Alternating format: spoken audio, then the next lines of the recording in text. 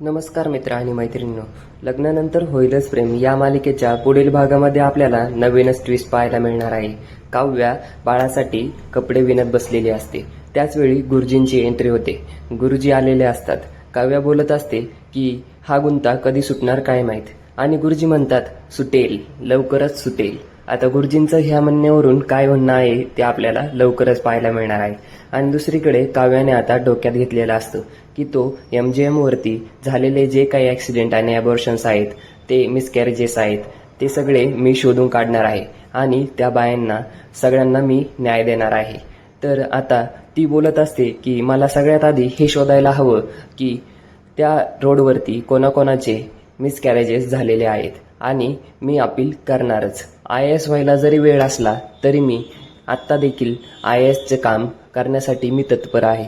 पुढे काय होणार हे पाहण्यासाठी आपल्या चॅनलला सबस्क्राईब करा आणि व्हिडिओला लाईक करायला विसरू नका. धन्यवाद.